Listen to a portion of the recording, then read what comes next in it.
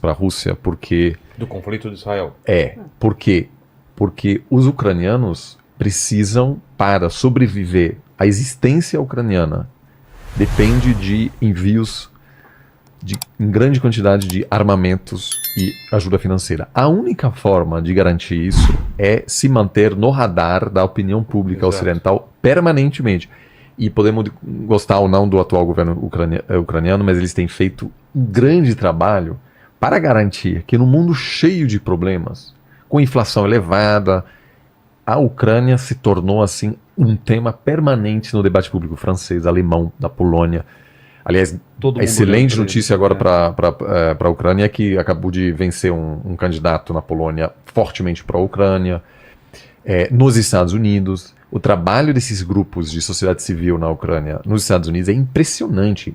Há pessoas, assim, os especialistas de comunicação, garantindo que a Ucrânia esteja notícia do dia, pelo menos uma vez por semana, nos grandes jornais americanos. É fundamental, porque a partir do momento que a população ocidental cansar de pagar a conta para defender a Ucrânia, os governos se verão pressionados a reduzir a ajuda e, em função disso, a Ucrânia não terá como sobreviver. É muito diferente de Taiwan e de Israel, que tem uma capacidade de defesa própria, que a Ucrânia não tem.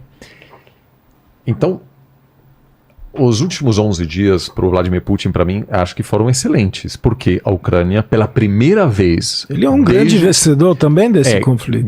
Aliás, eu não sei se vocês viram o comentário um tanto raivoso do Amit Weitman, aliado de Netanyahu, xingando um jornalista de Russia Today RT, que é um canal estatal russo, dizendo: vocês russos vão pagar o preço, vocês estão apoiando os inimigos de Israel, a gente vai ganhar essa guerra, depois a gente vai ajudar a Ucrânia a ganhar a guerra contra vocês. Um episódio assim. Por quê? Assim, ou seja, essa relação, essa aproximação também, esse cara não representa o governo israelense, mas a tensão está aumentando e vamos supor que essa guerra chega a envolver a Hezbollah agora atacando Israel. Os Estados Unidos manda 2 mil, não para se engajar nas batalhas, mas para oferecer ajuda logística, ajuda médica. A gente acaba de ter um míssil saindo do Iêmen, dos Houthi, que foi interceptado por um destroyer americano. Ou seja, uma situação muito desagradável. Para a Rússia é excelente. Por quê? Porque a população europeia meio que esquece temporariamente, ou corre o risco de prestar menos atenção na Ucrânia. Então, se fosse o governo russo, eu não sei se eu estaria tão empenhado em ajudar Israel. Israel. É um processo de paz, sim. E, ao mesmo tempo, a China, eu concordo, mas eu sou muito cético em relação a esse argumento, porque tem muita gente dizendo agora, os Estados Unidos está olhando possivelmente dois grandes conflitos. O Azerbaijão pode chegar a invadir a Armênia, que também pode criar um outro conflito. Então, se a China quiser fazer alguma movimentação, tem eleições agora em Taiwan acontecendo em janeiro, agora é a hora. Não acho que isso vai acontecer, tá? Eu, inclusive, tenho uma viagem marcada para Taiwan em janeiro, então, e eu vou levar toda a família, então eu vou achando que não vai acontecer nada. Mas, eu não consigo... Eu não sei, eu acho que tem algumas... A China também não é só uma empresa que se importa com a questão econômica, tem questões geopolíticas também. E os Estados Unidos se ferrando no Oriente Médio pode ser uma coisa boa para os chineses também. Né? E se houver, de fato, uma regionalização, se você tiver ameaças concretas do Irã contra Israel, cai o governo do Egito, assume um líder da Irmandade muçulmana, os Estados Unidos lá... Aí vai contra a sua previsão que não vai ter terceira guerra mundial. Aí a gente está na contramão.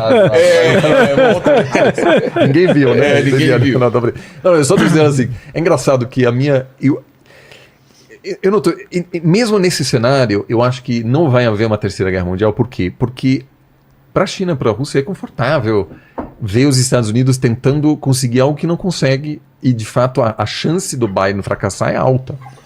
Ele dizendo, não é ocupação. Ele vai a Tel Aviv, dá um abraço no Netanyahu, ele vai embora, os israelenses iniciam a incursão por terra. Eu acho que vai haver uma ocupação. essa ocupação vai inflamar o mundo árabe.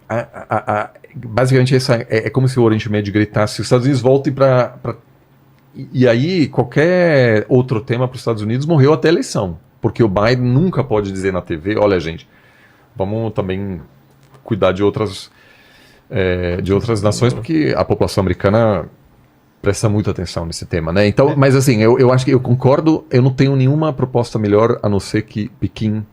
Moscou realmente tenho minhas dúvidas, mas Pequim, Estados Unidos, Catar, Turquia meio que mais do lado palestino, sei lá, Brasil, um grupo de países meio que criando os grupos de amigos da Palestina e de Israel. Sim, você está vendo que a gente está guardando o Brasil para daqui a pouco, exatamente. Mas tem uma coisa de Rússia, eu entendo e concordo com o que você disse, assim, eu acho que faz todo sentido pensar que para o Putin é muita vantagem você jogar todos os olhos da opinião pública para o Oriente Médio, para o Morticínio, etc., e eles esquecem a Ucrânia por um tempo. Mas tem um outro lado da Rússia que é muito complicado. A real guerra existencial de Vladimir Putin está dentro da Rússia e não fora. A guerra da Ucrânia é uma guerra importantíssima do ponto de vista estratégico, você pode até ficar... A gente já teve essa conversa aqui, inclusive, tipo, por que ele invadiu, por que naquele momento e tal. Mas tem um dado que é o seguinte: a guerra que o Putin teve mais dificuldade de lutar na sua trajetória como presidente foi a Segunda Guerra da Chechênia. Existe como é que eu posso dizer, um bolsão muçulmano no centro-sul da Rússia, na região do Cáucaso, chamado Chechênia. Chechênia e Daguestão são duas províncias que tem um histórico de separatismo, tem um histórico de guerra com a Rússia, tem um histórico de terrorismo. Sim. Os chechenos eles podem ser uma variável importante, porque se o Hamas consegue espalhar o terror para além das fronteiras de Israel, que aparentemente é o que eles querem também, incitar atentados aqui e ali, deixar todo o Ocidente meio em pânico e etc., isso pode ser um caminho para o separatismo checheno, que está meio que controlado nos últimos 15 anos, dele reaparecer. Kadyrov, né? Assim, Sim. assim. Então eu acho que isso é uma variável que a gente tem que levar em conta. Assim, o Putin joga um jogo muito difícil.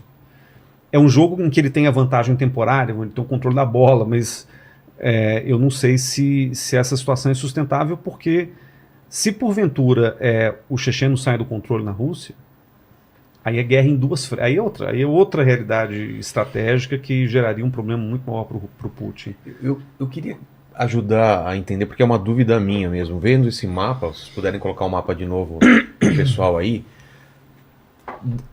Israel tá sendo bombardeado da faixa de Gaza para Israel. Da onde vocês falaram que vieram também de outros lugares? De que lugares? Do norte do norte do Azul, lá, sul do Líbano. Você tem a ocupação do Hezbollah, que é um grupo também terrorista militar. Pelo sul e pelo norte. Sim. Israel tem hoje essas duas frentes. Como o Oliver já citou, veio 2 mísseis de Iêmen, que é atrás, para lá do Egito. Ah, tá. Para lá do Egito um pouco. Está mais para o sul, na verdade, embaixo. Não dá embaixo longe então de Israel. Longe, mísseis de longo alcance. E você tem então Hezbollah em cima, você tem a faixa de Gaza, você tem evidentemente a Síria pode em qualquer momento também através do Irã ou das milícias, etc., que a gente tem, também pode entrar nesse conflito. Você tem a Cisjordânia, que é aquele branco. Tá. A Cisjordânia também tem um agito muito grande nesses dias. Mas tem armas lá dentro? Tem armas, não tem o nível de armamento que tem na faixa de Gaza. Entendi. Mas pode criar uma confusão também razoável e tirar mais uma atenção e mais uma parte de atenção bélica de Israel dividida em várias regiões. Nunca vai sair foguete, então, míssil do Iraque propriamente? Iraque não, você está falando do Irã ou do Iraque? Não, do Iraque mesmo. Do Iraque não, do Irã. Cadê o Irã? Não. Porque se eles fazem isso diretamente, aí é guerra. Tanto que você percebeu que não tem, até com todo o governo bem radical do Irã, você não vê uma declaração oficial de Exato. participação da guerra. Não. Isso, a existência de Hamas e Hezbollah é justamente para não ter uma Não, atuação É direta. uma fachada. Né? É um conflito por procuração. Entendi.